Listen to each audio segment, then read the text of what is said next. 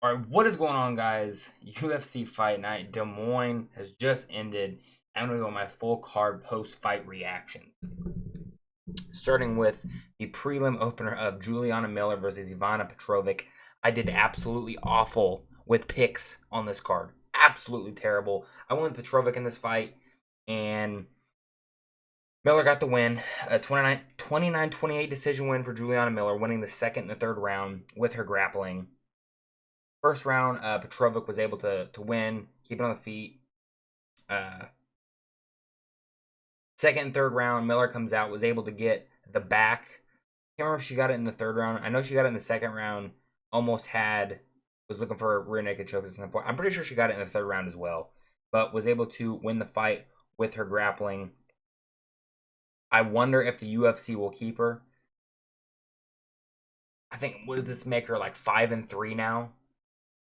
When she got into the UFC, I understand she came off the Ultimate Fighter, but she was, what was she, 3-1 or 4-1? No, she was 3-1. Yeah, because then she won the Ultimate Fighter, and then she was 4-1.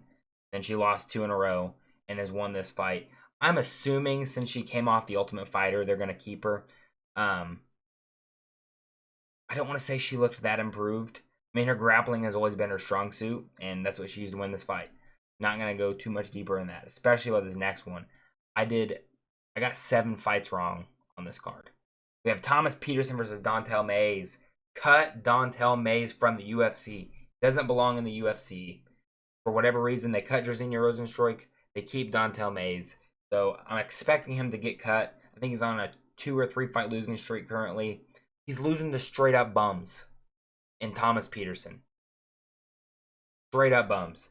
Once Dontel Mays gets taken down, he accepts position. He has 0 fight IQ, negative fight IQ points. He is a garbage fighter. Cut him from the UFC. Get him out of there. Probably should just quit. Go beat up some bums at like local shit. But don't stink up the UFC. Thomas Peterson was able to get him down every round. Seems like as they went through the rounds, he was able to get him down even faster. And once he got him down, Mays was not able to get back up. I think momentarily he got back up in the first round, but outside of that, the second and third rounds, once Peterson was able to establish control, Mays was unable to get back up.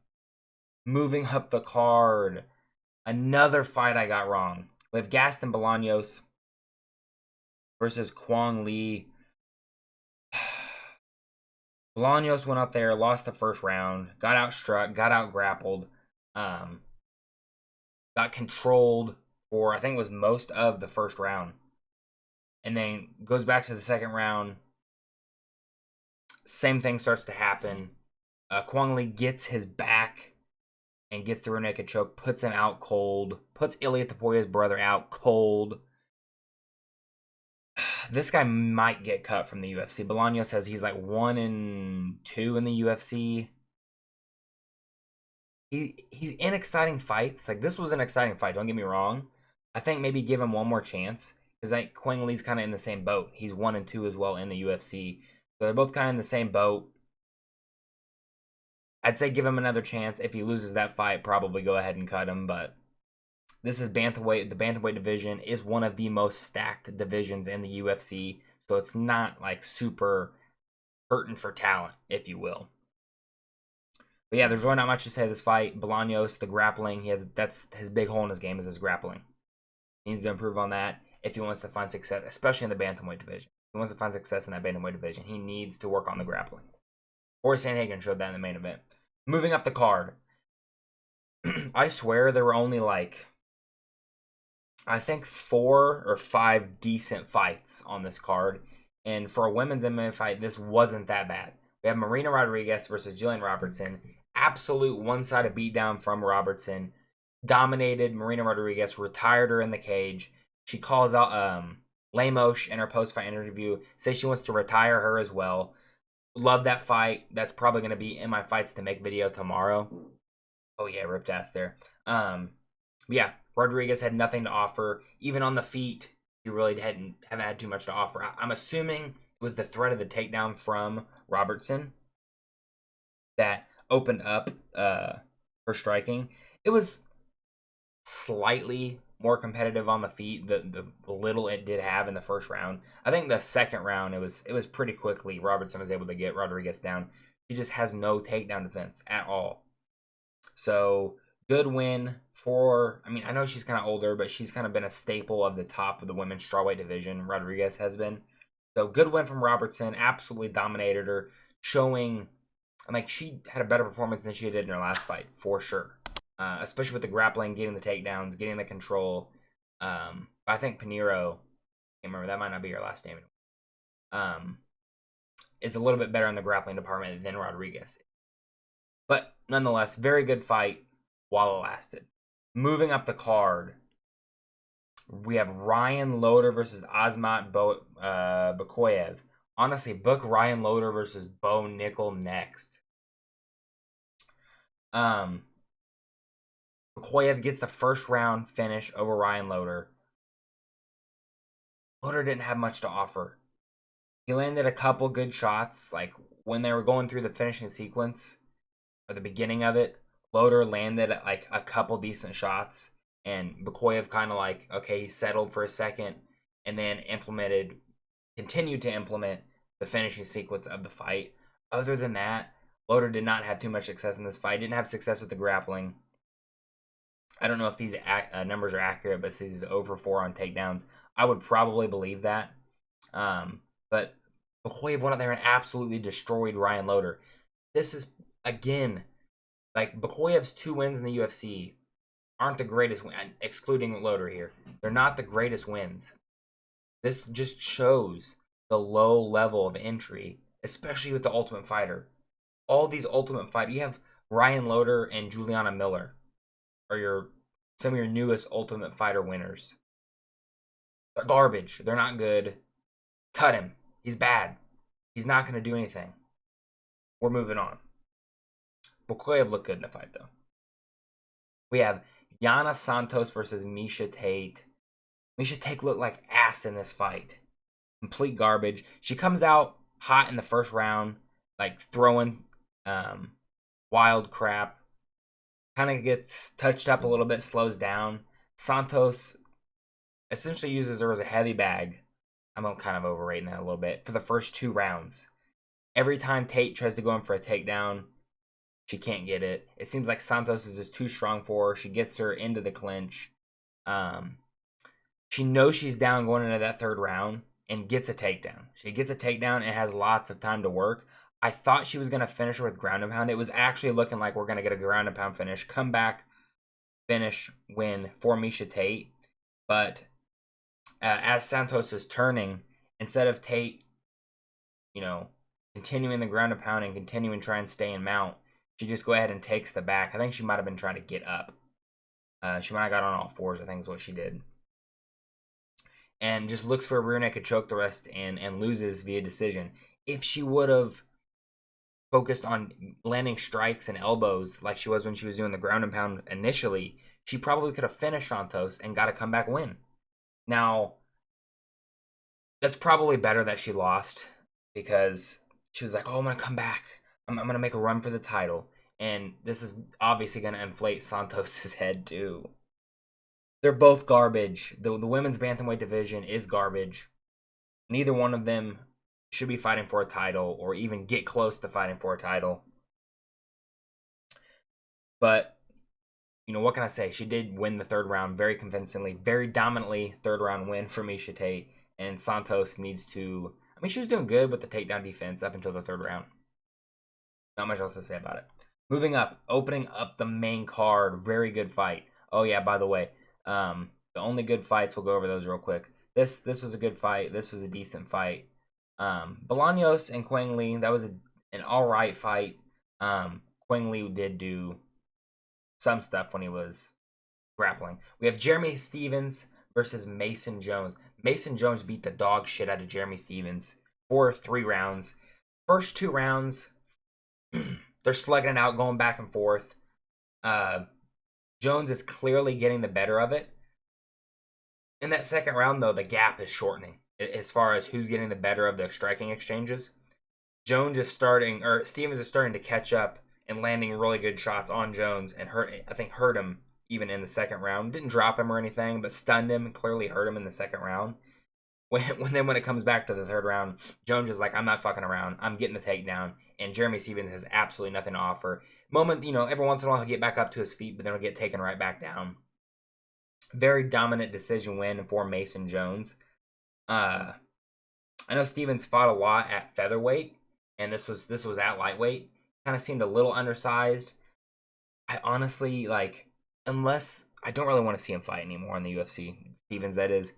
Unless they're going to put him, if you do Jeremy Stephens versus Michael Chandler, that'd be a fun, exciting fight. But you got to get Chandler out of the rankings, because if Stephens were to get a win, we do not need Jeremy Stephens ranked. But, if you're going to do some fun, exciting, Jeremy Stephens versus Jim Miller, I think they might have fought before. I can't remember off the top of my head. But that would be a fun fight if you're going to have some veterans fight or something like that. But as far as, other than that, there's no real reason to have Jeremy. Just let him go back to BKFC. Let him go fight Mike Perry in BKFC or something like that. That would be a fun fight. Other than that, does not need to be fighting in the UFC. Did land some good shots on Mason Jones, though, but absolutely had nothing to offer when it comes to grappling. Moving up the card, another pick I got very wrong. Cameron Smotherman versus Siri Sidney. This was an absolute dog shit, boring fight. I didn't really watch it. I don't have a fucking thing to say about it. This fight was boring as fuck. What little I did pay attention to, because it was a snooze fest, I was playing fucking Black Ops 6, was Smotherman trying to land big power shots.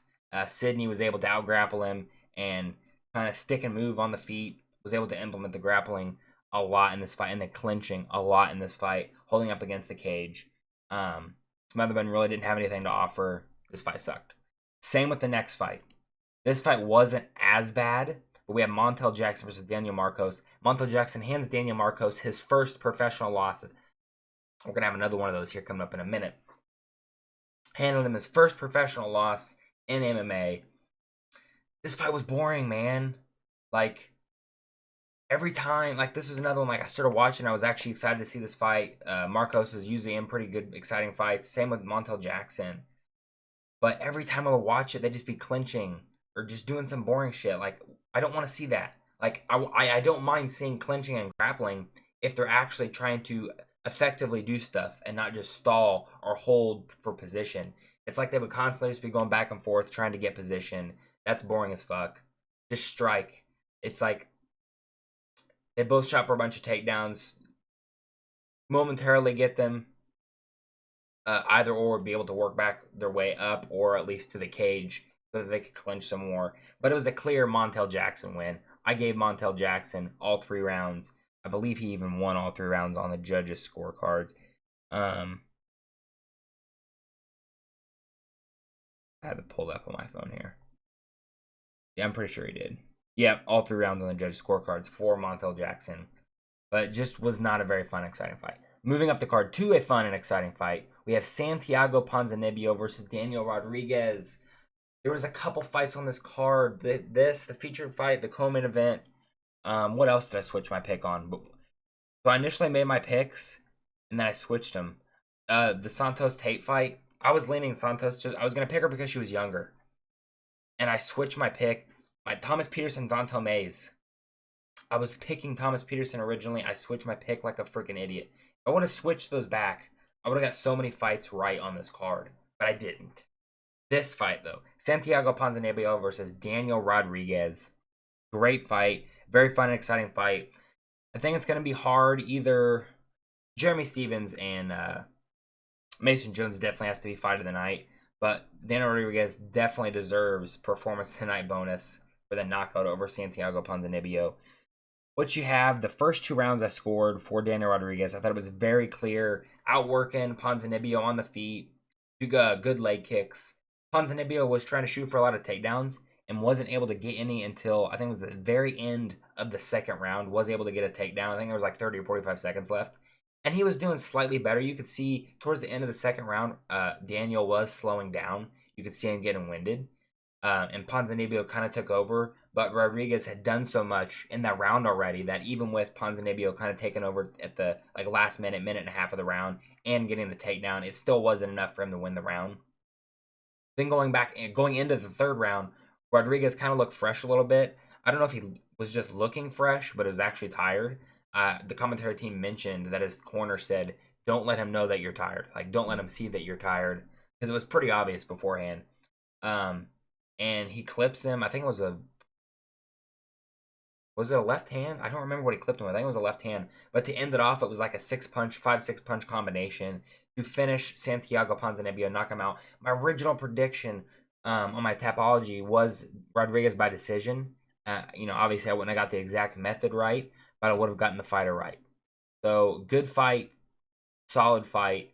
Rodriguez needs to work on his cardio, I think, but apparently he just wants to work on his new rap album. So yeah, we'll leave it at that. Moving on, the co-main event. I should have stuck with my original pick of Rainier de Ridder. We have Rainier de Ridder versus Bo Nickel. Bo Nickel gets fraud checked by Rainier de Ridder. So when this fight first got announced, my immediate reaction was, I'm picking Rainier de Ridder. Bo Nickel is not on his level. Then as I started, I put in my Tapology predictions. I picked Rainier de Ridder to win via decision.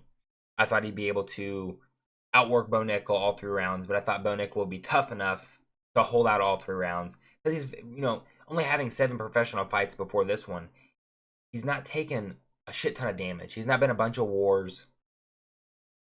But what it came down to is I genuinely believe Bo Nickel is not meant to be an MMA fighter. He looked soft in there. De Ridder was just lighting him up with knees in the first round. And in the second round, that's obviously how he got the finish in the second round.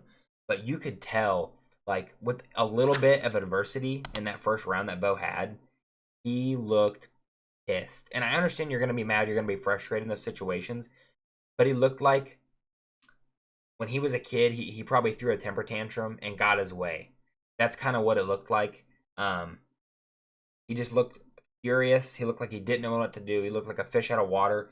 And this is what happens when you get someone that's so inexperienced and you try to even though this is a baby step in Rainier de Ridder, he still wasn't ready for it. Like, Paul Craig is at least he's kind of a dead body. Like, his striking is not that good. He doesn't have he's got okay kicks, but and his takedowns are absolutely ass. Paul Craig's takedowns are terrible. De Ridder's aren't that good either, but they're better than Paul Craig. Even in the grappling, De Ridder would go for some trips, wasn't really able to be super successful with them. Bo was able to reverse it a little bit. I think one time he reversed it and got top position, and then jumped a guillotine in the first round. And that's kind of, I think, probably what lost him the first round was when he pulled the guillotine. De Ridder was able to be on top. I want to say it was for around 2 minutes of the round. He didn't do a whole lot. He was kind of looking for subs. Did a little bit of ground and pound, but not much. And then going into that second round, I gave the first round to De Ridder. Very close first round in my opinion, but I did give it to Rainier de Ridder. Going to the second round, Bo's looking defeated already. Already looking defeated.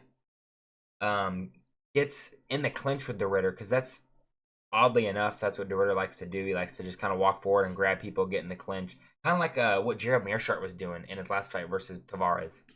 But just I think the height and the length of De Ridder really helped him with the knees in this fight. And you could tell he was hitting Bo with these knees and punches to the stomach. And he's not built for it. Like, I'm not gonna sit here and pretend like I am.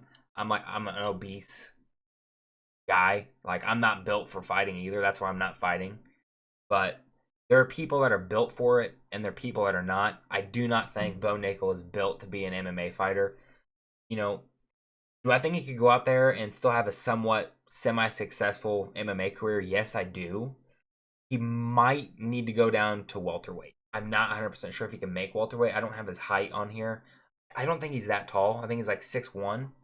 So I think there's taller. Like, Kevin Holland makes welterweight. He either needs to cut down to make welterweight, which is a lot of weight, or he needs to bulk up and put on more muscle for middleweight. And he needs to take, I can't remember the matchup I made for him after the Paul Craig fight, but it was not, I don't think it was De Ridder. He needs to develop more as a fighter. This is only his 8th professional fight, and before this, Paul Craig is the best fighter he's fought? Paul Craig, really? And I understand Paul Craig has some good wins and whatnot, but those are like Hail Mary, come from behind victories that it's like, he had a couple 1 in a million wins. To be fair, he had like 3 of them. So maybe they weren't 1 in a million. He's just really good at a triangle, and people put him in that position. Anyway, this fight, I knew right away. Like, my initial gut reaction was De Ridder is too much for Bo Nickel. Like, people are discounting. He was a 2 division champion over at ONE FC, and I was kind of discounting him because he had a very competitive fight with Gerald Meerschaert. I don't see De Ridder becoming a champion. He called out Strickland. I think that's a winnable matchup for him, just based on the grappling. But I don't know if that's going to happen because I think they're going to do Izzy versus Strickland. But yeah, solid win from De Ridder. He definitely now deserves a jump up in the rankings as far as his next fight. Someone high up in the rankings. I'm going to have to definitely take a look at it and give him a top 5 opponent next for sure. Moving up the card, the main event, solid fight. We have Corey Sandhagen versus Deiveson Figueiredo. The fight ends in, I guess it's somewhat of a controversy, even though I don't think it should be a controversy at all. So first round, kind of doing a little bit, not much on the feet. Figueiredo shoots for a takedown. Sandhagen defends it. Figueiredo ends up going for a heel hook, I believe it was. And Corey's kind of got his knee or leg in an awkward position. But when you're going for this heel hook, he wasn't even really going for it. He didn't even really have it in. He just kind of had it like in the position before you would go to get a heel hook. He's just getting ground and pound rained upon him. Like, that's the whole first round. Just getting ground and pound, 0 fight IQ from Deiveson Figueiredo in that first round. And then goes back to the similar position in the second round. Don't understand it at all. Complete dominant victory for Corey Sandhagen. And I 100% agree with what Corey Sandhagen said. If you don't know how to play that 50-50 game in jiu-jitsu, don't do it because the consequences are big. Corey made him, like, he caused his knee to break. Whatever fucking went all fucky in his knee and popped, he tapped out because something blew up in his knee. Corey caused that to happen. So good for Corey Sandhagen. Solid win. Calls for a title shot. I understand there's not a lot at bantamweight right now, but calling for a title shot off of 1 win, Figueiredo's not even coming off of a win. I understand they're both coming off of a loss, one to Umar, one to Piotr Jan, but arguably, I guess it would be a fresh matchup for either guy, but Jan arguably deserves it more than Corey Sandhagen. He's at least coming off of 2 wins, Him being the backup, I'm cool with that. I think it's early June, so it's just about a month away. So he's going to have to get right back into camp if he wants to be the backup for that fight. Hopefully the UFC pays him for it. He can be the backup. I'm cool with that. And then, depending on how Merab Sean O'Malley 2 goes, you could do Corey Sandhagen versus Piotr Jan 2 for a number 1 contender fight. I think that would be very interesting. And then they could fight the winner of Merab and O'Malley, and then I think it would be justified at that point. But absolute shutout performance by Corey Sandhagen. Overall, this card was kind of poopy. I'm not gonna lie. Like, I'm gonna go through them. So we had, this was a good fight. This was a good fight. This was a good fight. Poopy. Fight of the night right here. Poopy. Good fight. Meh. Decent. Poopy. This card was pretty lackluster card, if I'm being 100% honest. But let me know in the comment section down below, did UFC DesMoines disappoint or did it deliver? Make sure and subscribe, drop a like on the video, and I'll see you guys in the next one. Goodbye.